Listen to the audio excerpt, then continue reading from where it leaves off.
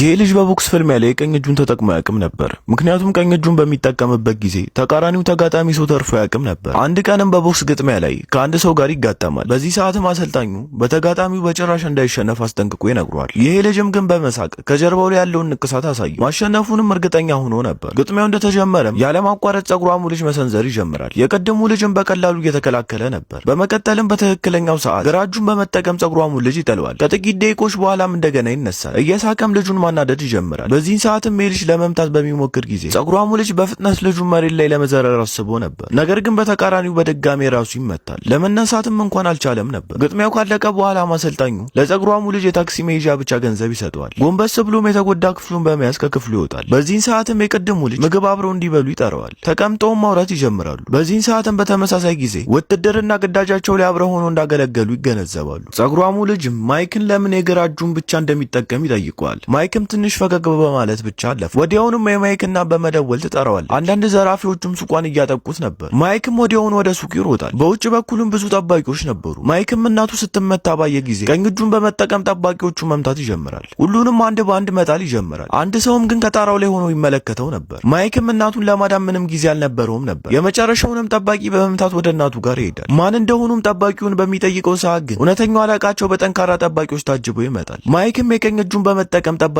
ይመቷል። በመቀጠልም ሙሉ ኃይሉን በመጠቀም መሰንዘር ይጀምራል። በዚህ ጊዜም ግን ጠባቂው ወደ ኋላ ጥቂት እርምጃዎችን ብቻ በመሄድ እጆቹን በመያዝ በጭንቅላቱ መጥቶ ይጥለዋል። አለቃቸውም ወደ እሱ ጋር በመምጣት ማይክን ከነሱ ጋር እንዲሰራ ይጠይቀዋል። ነገር ግን ማይክ ፊቱ ላይ ይተፋበታል። በመሆኑም አለቃቸው ጩቤውን በማውጣት